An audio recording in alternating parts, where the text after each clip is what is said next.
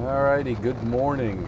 A little chilly this morning, not bad though. It's getting into the late spring and everything's changing and warming up. I do have my thin jacket on, but it's not bad. Um, very, very nice for riding. And it is morning time, and the suck part is heading to work. But at least I get to enjoy a little bit of it on this thing. Come on, cars, I don't want to have to edit this out. Get moving.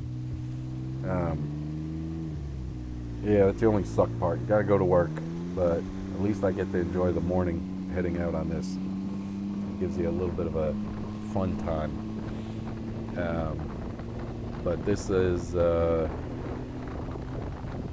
not too bad this morning. I've got a little rattle, where I modified the exhaust, the tip of it. I had to modify that to fit the 3-inch rep to a 3-inch hole coming out of the muffler after we gutted it, pretty much.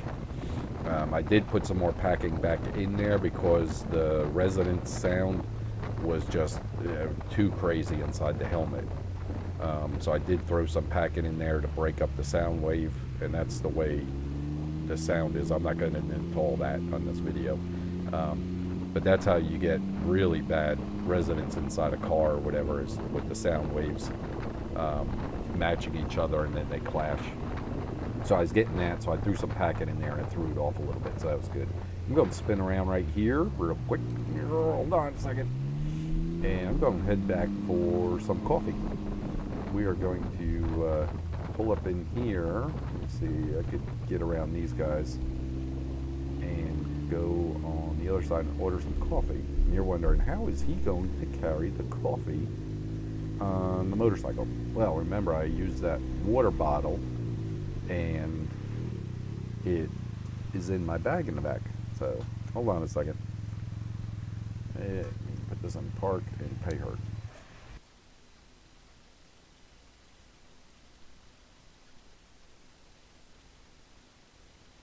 Alrighty.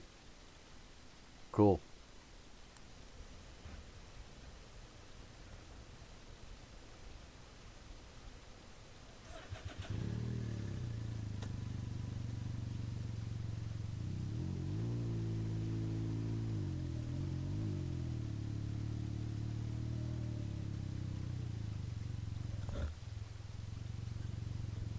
Alright, let me pull over here and don't spill.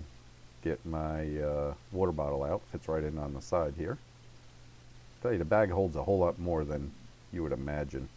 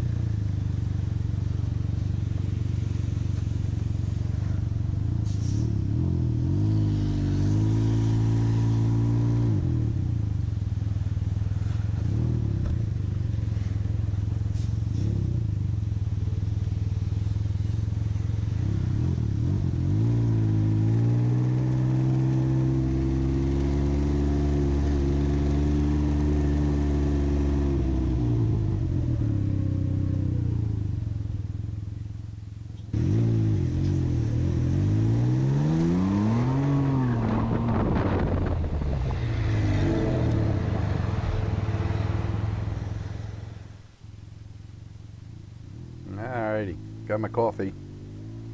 And I didn't talk back there, let you hear a little bit of the exhaust. But yeah, I got a little bit of a rattle. I got to fix the tip, tighten the screws up on it, and see exactly what's going on. I heard that the other day. I just haven't had a chance to get under there and tighten the little torque bolts down. But yeah, we're up to a 3-inch pipe coming out. And the guys actually want to take off that stock looking tip that comes off of it and put actually a chrome or a big stainless steel 3-inch tip coming out of there. They're going to polish it and cut it on an angle and everything. They love playing with this thing, with welding. So they want to do that. I just have to take the exhaust off again and give it to them. They probably hand it to them on a Friday and let them do it over the weekend. Hopefully their boss doesn't watch any of these, and that way they don't get in trouble, because the boss doesn't work on weekends, obviously, and they have more freedom to play around. But I really got to slow my ass down. I'm doing almost 60 in a 45. So kind of got a little delayed there getting my coffee, but I was out of coffee at home. So I splurged a little bit on a $2.50 coffee there. But they have good coffee. That's really nice that you order the same coffee and it tastes the same way every time. That's definitely worth it to spend the extra money once in a while, and you know how it's going to taste. And they're always so polite, which is good customer service. So let's see here. Traffic is real light today. Normally I'm all jacked up in traffic here getting onto the expressway. What I call jacked up in Lynchburg, 5 cars. It's not like you guys where you have a quarter mile getting off on an exit. We don't have traffic like that here unless it's like a major accident or something like that. But I remember it in Denver where you would be in traffic close to a mile before the exit. Just because everybody's trying to get over, and then people would be 2 lanes over, wait until last minute to get over because they didn't feel like waiting, and jack everybody up. People that are not even turning have to stop there. So real nice and considerate people. And you're saying, yeah, that doesn't happen in my town, right? Yeah, I remember it. Seattle was real bad like that too, on Route 5 going up through Seattle towards Everett, Washington. That was another one that was really crazy at night. Anywhere on Route 5, even down into Oregon and California, it's just nuts. So, all right, let me get over here. Hold on a second. And this speed limit here is 65. You could push it to close to 70. If I stay at 70, 71 at the most, I'm normally keeping up with traffic, and as long as you're not weaving in and out of cars and all that, the cops don't bother you. I've had them pass me at 70. And coming up here is where I've tested it out with after I did the air intake and the exhaust, and it boogies. It gets going. I'll show you the bridge that I always test it at. I try to do right at 65 miles an hour. Not this bridge. I'm sorry, not the bridge. The exit. There's a bridge at the exit up here. I will show you in a second. So when there's no cars or it looks clear, I can't really see behind me with these crappy mirrors. If there's nobody really behind me, I'm pretty good. But right at this bridge, I will nail it when I'm at 65.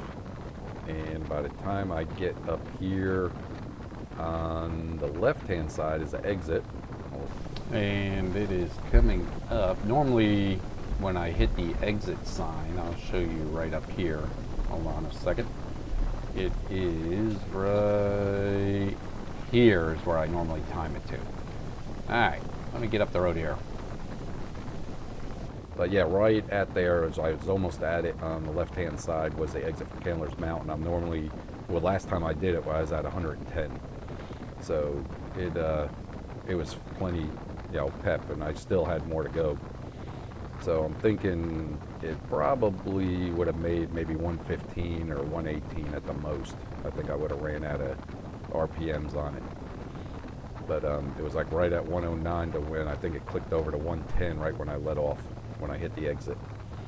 So, but I make sure there's no cars and there's nowhere right there for them to take radar.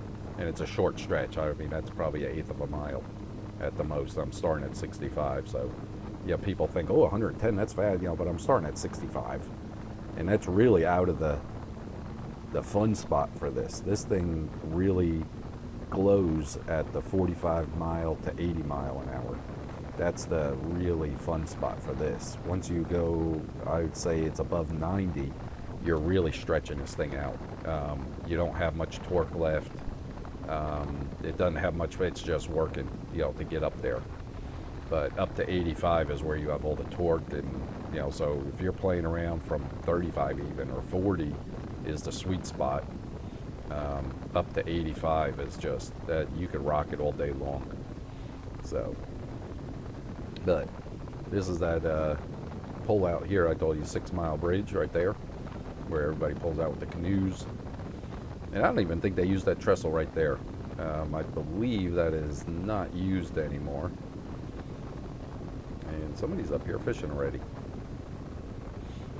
But so I am heading up here to work, and you know what I got to do. I got to turn this sucker off. But I want to thank everybody for liking my YouTube channel. Everybody that has subscribed. If you haven't yet, you can subscribe. And like I said, summer's coming, and I will be changing the content up a little bit. You'll see some more fishing in here, maybe bicycle riding.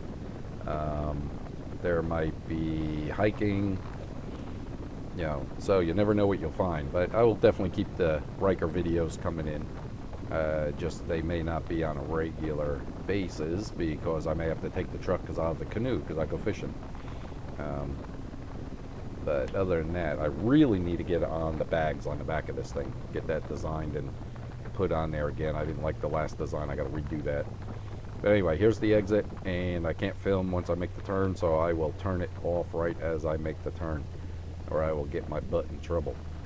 So that is it. I'll talk to you guys later. Thank you very much. Bye.